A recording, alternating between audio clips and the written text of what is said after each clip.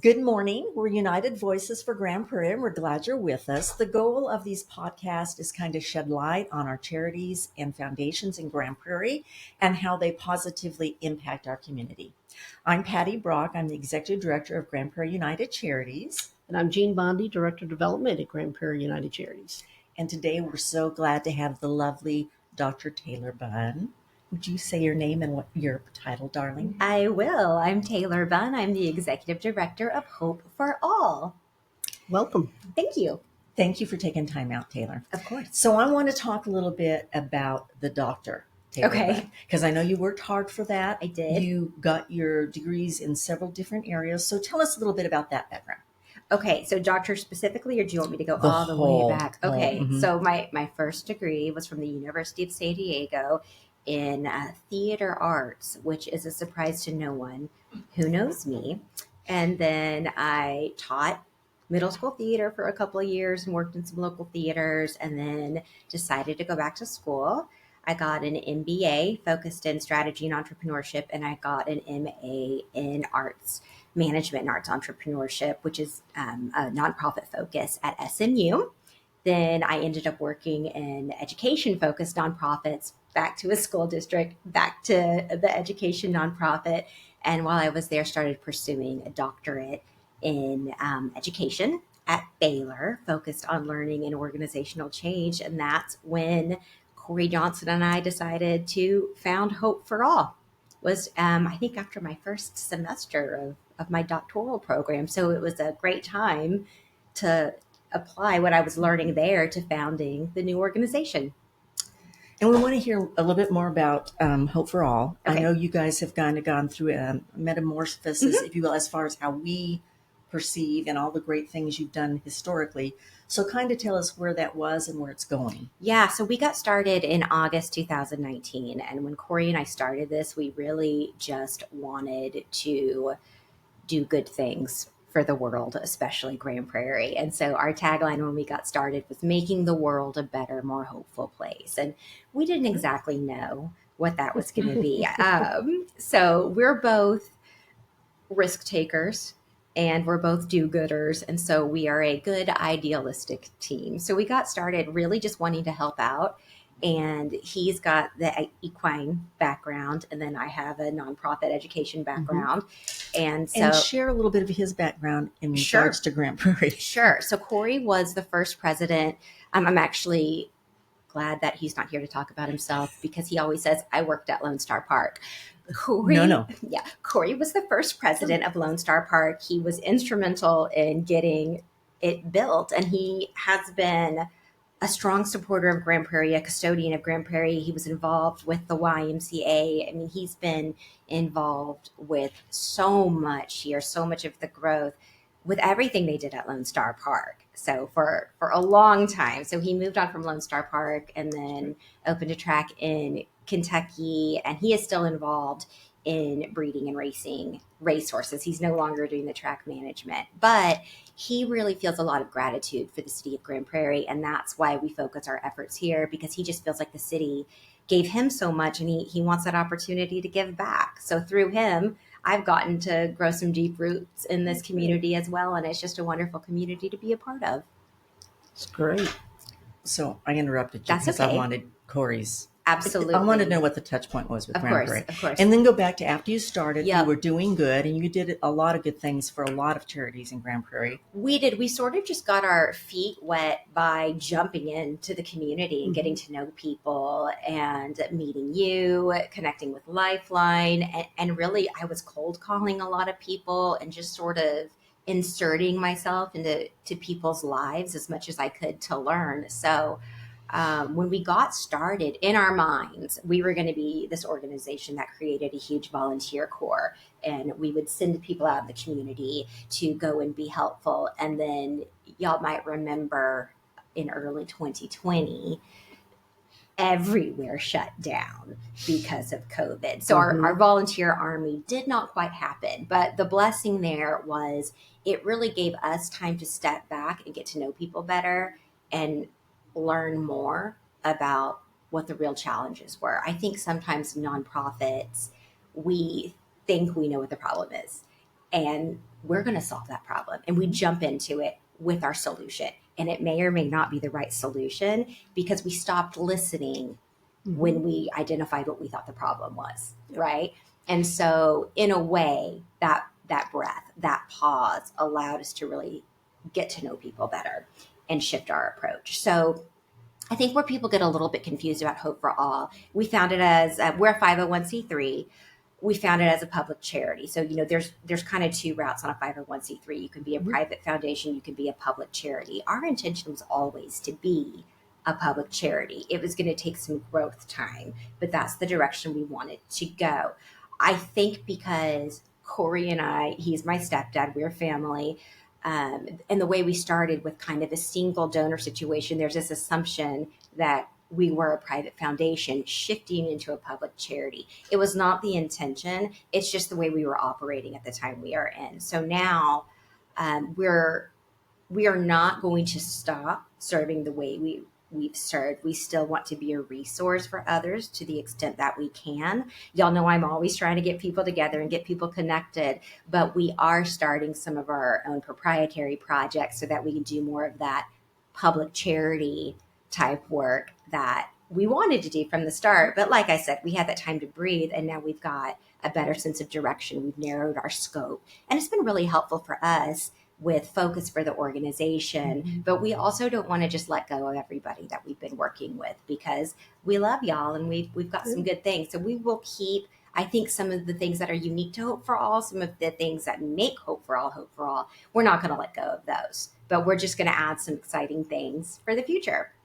Speaking of which, you've got some pretty big projects going on. You want to share about those? I would love to share about those. Two in particular, I think? Two in particular, Okay. which two is fine for now.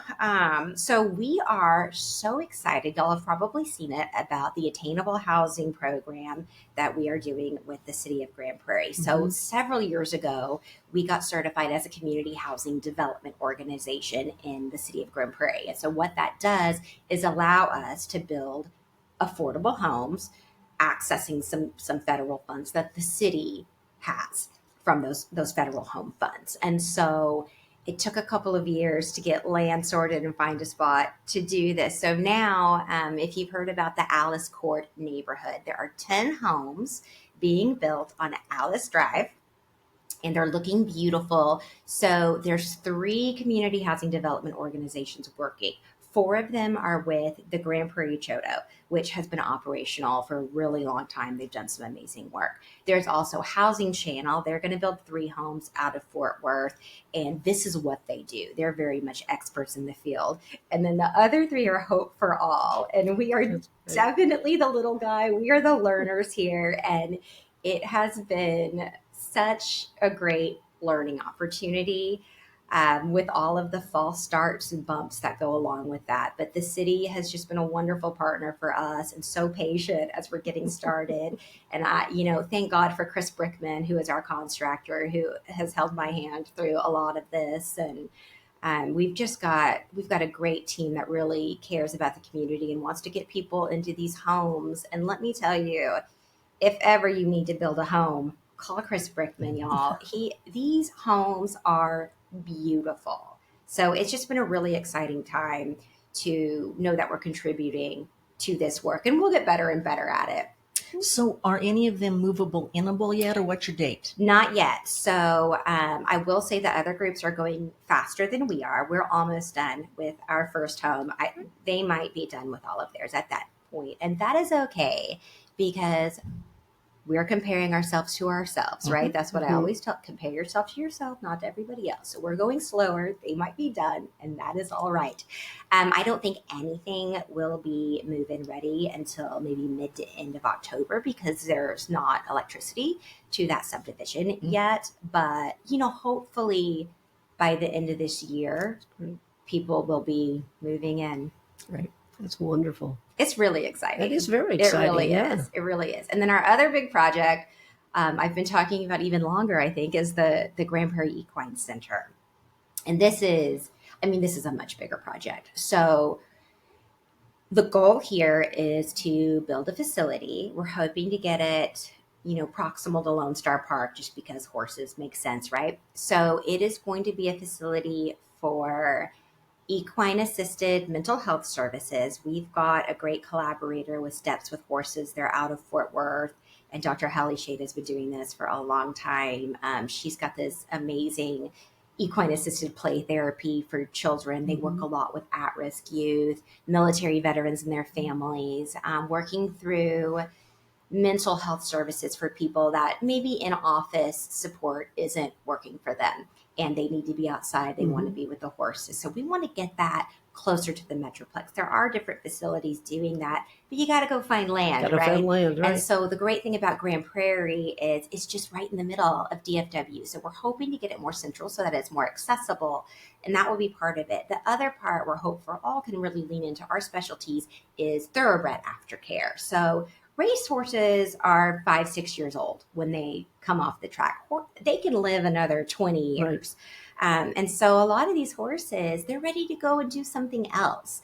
And so we want to help them find those new homes. Some of them may go and learn to be hunter jumpers. Some of them might end up being therapy horses. Some of them are not going to be able to work anymore and just need a nice place to hang out or to go be somebody's pet. So we see part of this facility also as being placed to take these horses who have been athletes and entertainers really, and make sure that they've got a great second part to their lives. Now, horses have such intuition. They do. I have a friend who's done this in the past. Yeah. And they're amazing. They are. Amazing is a perfect word. So it's very exciting. Well, congratulations on these. Thank you. Jumping back to your doctor for just a minute. Yes. I understand that you've been very generous with your time to provide guidance to other nonprofits. Can you share about that a little bit? Sure. Yeah, I do. I love, I have a teacher heart. So I love educating. I love helping. And I think one of the ways that I really like to give of my time is just to talk to people about what's going on. And if I can help them talk through problems and help them find solutions and just connect to resources. And I'm a lifelong learner. So if I have an opportunity to learn anything, I probably will.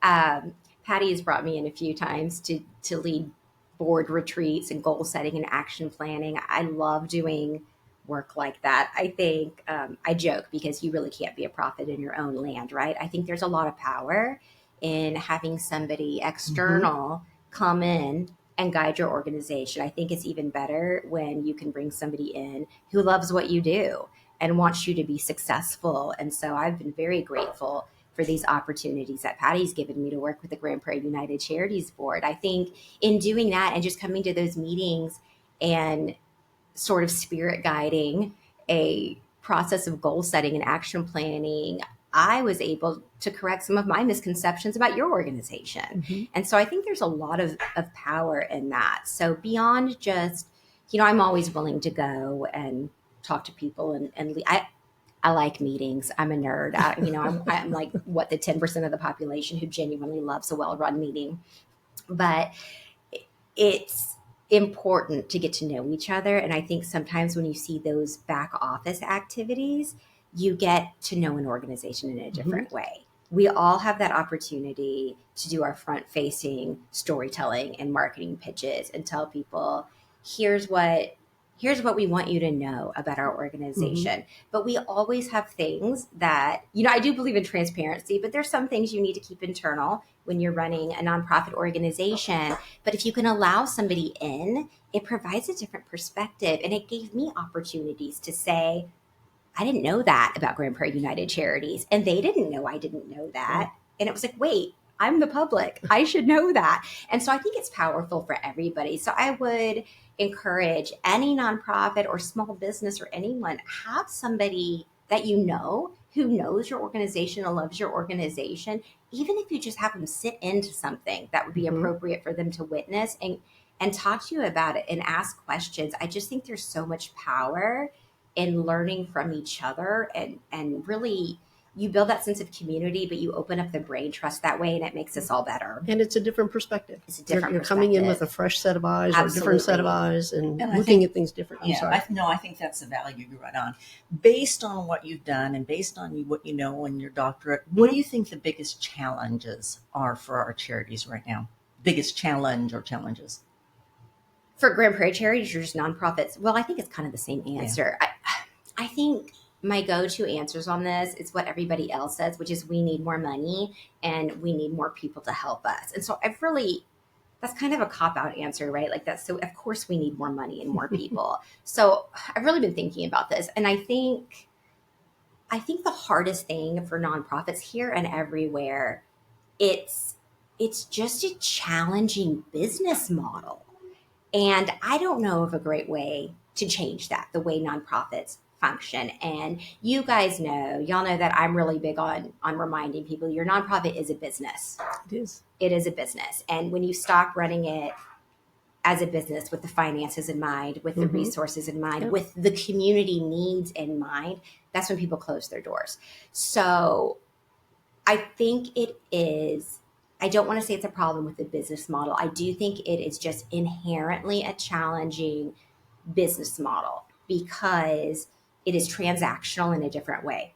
So if I'm going to go and buy an ice cream cone or a pair of shoes, or I went to the dentist this morning, right? I'm going to give them my money, and they're going to give me an ice cream cone, a pair of shoes, or a teeth cleaning. And I can decide whether or not that had value for me, and I want to go do it again. With a nonprofit, what you're asking people to do is, I would like you to give me your money, but I'm going to take that, and the results of that transaction are going to benefit someone else.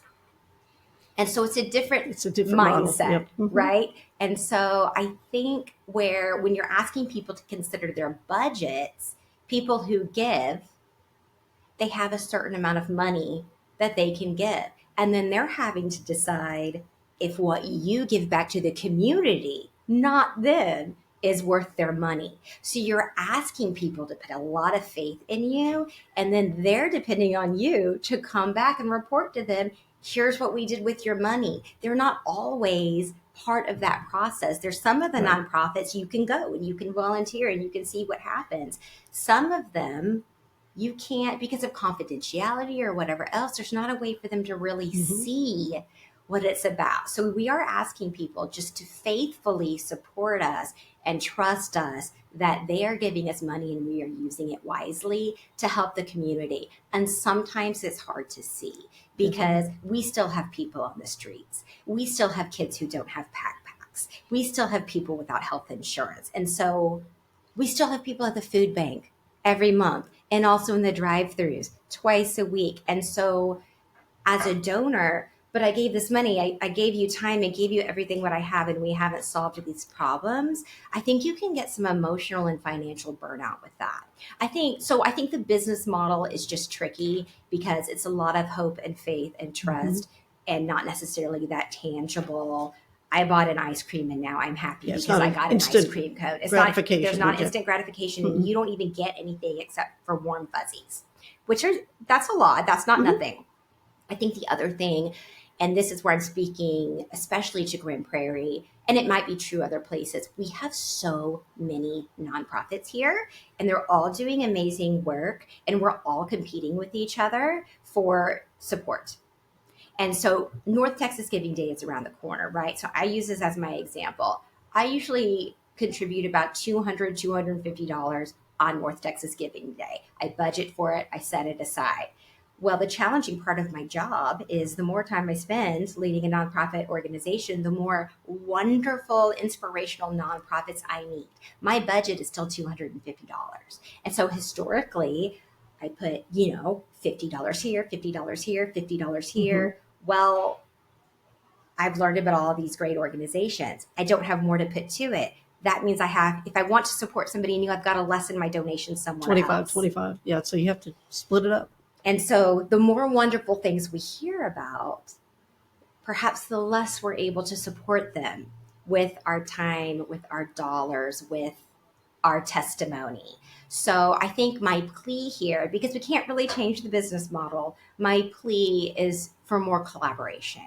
And I think Grand Prairie is getting better and better at that. And I think there's ways for nonprofits to work together where if you have a need and I have a need and it's similar, let's apply for a grant together and let's share the dollars so that we're doing programs and benefiting more people rather than, well, you serve this population and this person serves this population and they serve this population and the donor or the grantor is going to pick one. So I think as much as you can, think really hard about your key services and what you do that is unique, that maybe other organizations aren't doing, and say, hey, we're trying to meet a same goal, but I do it like this and you do it like this. So can we do it together and fill in each other's weaknesses and play up each other's strengths? And I think we're all better when we do that. And I think it can optimize the limited pool of resources that we all have access to. And collaboration is so much better than, It really is. yeah, we don't need to be competing with each other. You don't. And I think the more siloed you get, it's just lonely. Good example that you talked about charities collaborating Right. so that we're making sure we have identified the right need and the right solution. My understanding is for back to school, we had eight separate school supply drives. Yeah. As a community, how can we do better, I guess? Yeah. So I think there's a lot going on there, right? That we could maybe step back and look at, like, okay, so if there were 8, how did all of those 8 happen? And what I imagine is somebody recognized there's kids that need school supplies. Let's do a school supply drive. And their church did it. And somebody else at the Y said, historically, we know we've got 5,000, 10,000 people that need backpacks and school supplies. And they do a huge one, huge support. Let's get vendors. Let's make it fun. Let's have games. And we're going to do these school supplies. And then meanwhile, the Lions Club knows that they have members who can't afford school supplies. And they were like, let's get our members to give us school supply. Right. So I think it goes back to this problem of, as an individual who wants to help and does not want a kid to show up to school without supplies. And now there are these rules about clear backpacks and whatever else. We're going to solve this problem. We're going to get these backpacks. We're going to stuff them with school supplies, and we're going to have a fun event to celebrate back to school. And we're going to give them to the children, which is amazing. And nobody talks to each other, right? So I think that's one potential problem, is a lack of communication, is that 8 different groups saw a problem and solved it. So root cause analysis, look at these events. I think there's 2 ways this can go. These eight backpack drives happen, and they have their backpacks and they have their fun event, and people show up and they are wiped out of supplies. Well, thank goodness we had 8. I think the other side of that is 8 events happened, and now we've got 4,000 backpacks left because no one came to get them at this particular one. And so maybe what that means is, oops, we overcorrected. And so I don't know. For me, I know we did an Awareness Wednesday video and talked to a lot of the groups doing the backpack drives, and they were all operating differently. So some of the ones we spoke to were in South Dallas, so it was a different community. The ones that were in Grand Prairie, the Grand Prairie Host Family Lions Club did one specifically for their members. So it was much smaller, and they knew, we have 80 people that have requested backpacks. They did their small event. It was closed to only their families. And then, the Y and Gateway and I can't remember all of the sponsors. They do a huge one. They did one last year, and like 10,000 families showed up. 3 Parks and Rec. 3 Parks and Rec. 3 Parks and Recs. Yeah, Junior does one. He's a councilman. He's a He councilman. did his as a councilman. He did his, and I didn't get to go to that one, so I don't know how that one went.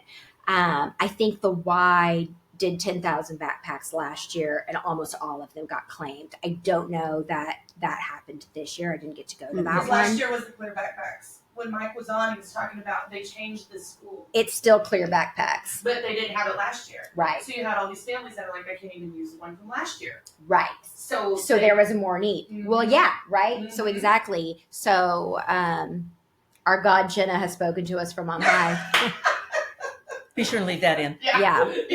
And that's a good point. Is like, well, now they have backpacks, like a vinyl backpack, a mesh backpack. Like you don't want to replace that every single year. Maybe this year you just need the supplies to put inside the backpack.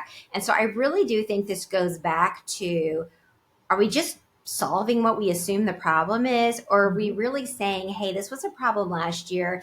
Do we think this is going to be a problem this year? And who can we ask? And how can we do this efficiently? Because these are labor intensive and they are donor intensive.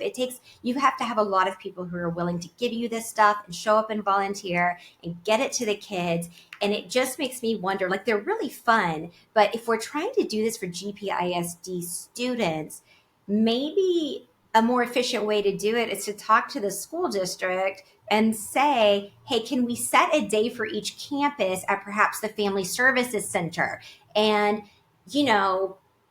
Bonham has is Bonham the school that closed? Should I pick one that's open? Barbara Bush has their day, and they show up to the Family Services Center. And as they're going in to register, and you go and you pick up your backpack and you turn in your vaccination record and you do your free lunch form, like whatever else you have to accomplish that day, give the families a day and go and knock it out. And there can still be the fun part. We can still have popcorn and cornhole Stuff outside. And I think people will still sign up to do stuff and help and make it really fun for the kids. But maybe it's more efficient to just do it all at one time.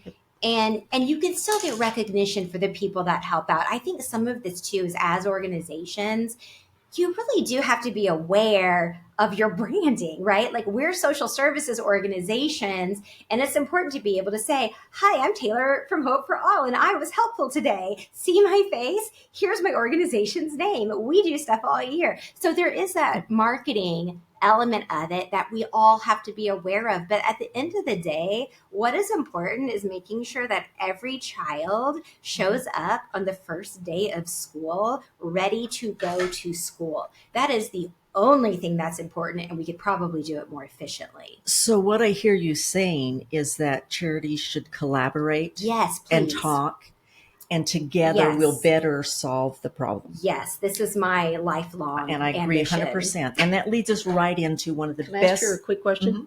Pardon the interruption. No. So you've already had this group pre-distribution get together. Does it make sense to bring that group back together? Is there an opportunity here, since you've got that group connected, to say, do a postmortem Absolutely. and say, how can we do this better, different next year? Yeah, I think so. I think really every big project like that should have a postmortem. And I think, sometimes I think there's this sort of the danger in getting lackadaisical about ongoing programming, right? Where if we do a backpack drive every year, and if it ain't broke, don't fix it. Like, we are all so tired and so strapped. And there is comfort in knowing we've always done it like this and it's always worked. Let's not change it because we have this other fire we have to fight right now. And I think you stall progress like that. Or you can. I mean, sometimes it still works and it's fine. But I do think it is worthwhile. It's always worthwhile to take the time to plan effectively. So take the time to plan, then do your project and do assess it. If you're not evaluating your programs, you're impeding progress. And you may find that, oh, shoot, we have 2,000 extra backpacks. We did not need to spend the money on that. We could have taken that $10,000 and used it for whatever comes up in February. So I think we're going to have to scratch this segment because you're right. But 8 organizations are doing their postmortems. None of them are collaborating together. Right, that's what I'm suggesting. Since you've already brought them together once, can you... Well, she brought them together on your Zoom call. You said that people came and shared. Oh, yeah, I could bring them back together. That's what I'm saying. But she didn't have all of it. Not everybody from Grand Prairie. But I get what you're saying. Yeah, I do get what you're saying. But If you I wanna don't make think it we can positive- solve that. If you want to make it positive, the biggest problem you have is a lot of people want to help. Mhm. You have a lot of people that want to help. That's a really good problem to have. Yeah, no, And I agree. So it's like, But they're all silos. It goes back to They're the all silos. And I silos, don't think, I guess what I'm saying is I don't think we can solve that. I don't think you can solve that. y'all I are think we solving can. it right now because this is part of what we're doing. Well, that's It's the great, next thing. yeah. The Mhm. community, and I agree. I Yeah. don't disagree with what you're saying because I'll lay you money every single one of those did postmortem, Yeah. and they thought they were great. I Except for Michael. also, Don't know what went wrong there. No, that's good. I don't want us to feel pressure to make anything positive ever. No, but that is, well, what it is, if it's a problem, it's just a good problem. Yeah, but I mean, I do, and I just want to like. I think you're right, though. It's not even right. like I don't even want to say I'm pushing back on that. I think honesty is important. I think transparency is important, 100%. and sometimes things are not positive. And as an industry, we need to get more comfortable with communicating negativity in a And talk neutral about what way. didn't You work need to well. come back Yeah. on and talk about this again. You know Yeah. what I You mean? have so many good insights. Because it's just if you're not talking about stuff, it doesn't mean it's not happening. Right. It's still happening. And like, why are we so afraid of something being a problem? Like, we are problem solvers by nature. Admit it's a problem and fix it. Right. So, Yeah. step one, admit there's a problem. I think that's from Alcoholics Anonymous, which I have not been to personally. I seem to know a lot about it though. It's weird. Huh? I did do a fun play about reindeers in AA once though for Christmas. You But read that's it? another Okay. story for another So this time. segment is going to go into the coffee club Yes. when you scratch all that. Yes. I can. Do you want me to seg it? Do you No. want to like take a long pause there, and I can get it? I can get us to coffee club. No, I can. We already From talked what about this- it because Yes. the ending Okay. was collaboration. What Yeah. we need to do is Yes. collaboration as Mhm. charities. Yes. Talk I can about the edit problem that. solved Yes. together. Yes. Which brings us to And talk about how your show is solving. You're helping to solve that problem with what Okay. you're doing. That's what United Voices is supposed to be. Okay. So that brings us to the next topic, something fantastical Yes. that you brought to Grand Prairie that Yes. I hope you're welcome. I hope you're as proud of it as I am. I am. So let's talk about the beginning of that and Okay. where it is and how maybe we can continue to collaborate and communicate through. The Community Changemakers Coffee Club. Yeah, no, that is that was such a spur of the moment thing, which happened in the COVID times. And it was because I was individually talking to a lot of organizations and Mhm. trying to learn what was going on. And I was at, the food drives and trying to show up where I could to help out because so many of our volunteers were limited. And it was I think it was a golf tournament. There was something where I talked to a bunch of different organizations and it hit me that they're doing 4 golf tournaments on the same day. How many golfers are in Grand Prairie, Texas? And how are they doing that at 2 golf courses, right? So no one's talking to each other. And so I thought, what can we do to get people together? And that's Mhm. how the Community Changemakers Coffee Club started. I talked to a few people and I said, would you be interested in this? And people were interested. And we started by just meeting at random coffee shops, or if I was out of town, we just did it on Zoom. And do you remember, did we start during lockdown? Maybe we started I it think on, we did I think on we Zoom. started it on Mhm. Zoom. Oh, wow. And you were one of the first members. And Patty's my sub when I can't be there. So I think we started during COVID on Zoom, and then the world started opening up again. And we thought, well, wouldn't it be fun to have coffee at a coffee house? And so we started just hopping around different locations. And then we got too big and annoying to be in public. And it hit the fan at Billy Joe Coffee that one day. And like 20 of us showed up, and that place is too small for that. And we are so loud. And then there were some people on Zoom. It was crazy. It was so much fun. And so now we meet at the chamber once a month, and everyone comes in, and sometimes there's 6 of us and sometimes there's 25 of us, but everyone comes and we go around the circle and we share news, needs, celebrations. Like, here's what's coming up on our calendar. Does anybody else have something on that day? Mhm. Or we're doing a backpack drive and we need specifically these items. Oh no, we're doing a backpack drive on that day too. oh my gosh, what if we did it together? Mm-hmm. Same thing happens with trunk or treat. We're doing trunk or treat. Shoot, we're doing it on the same day. Oh my gosh, us too. Well, let's just do it together. We're getting a lot of information out, and I think we're slowly improving on the doing things together. But I think it's become a very collaborative space in the sense that we have a better understanding of when things are happening. I think we know more about each other's events, and we've been able to help. I will say shout out to GPUC, because anytime somebody says we're having this event, we need some snacks or water or whatever, y'all are the first to say we can help you with that. And so being able just to support each other in that way, I think has been really important. I think not only does it give us that sort of tangible hands-on support that we all desperately need, I think it also takes away that sense of competition.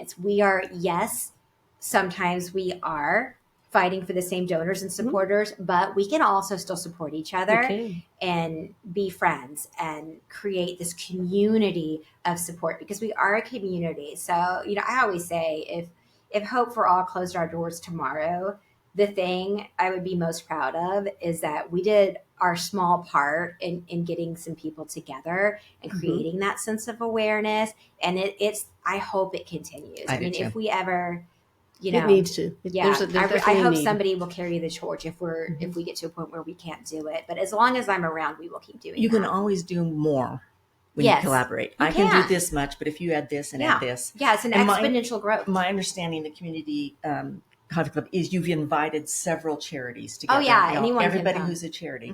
And so if you're a charity or you want to know about charities and what's going on, reach out to Dr. Bunn and get that on there. And that's also part of what this podcast is for, and United Voices for Grand Prairie. We're going to continue to look at charities in our organization and our city and how they can help us, how we can work together. Maybe you didn't know about it, and this is your calling. Oh, I wish I'd known that there. Now that you watch this and you know that charity's there, you can get more involved.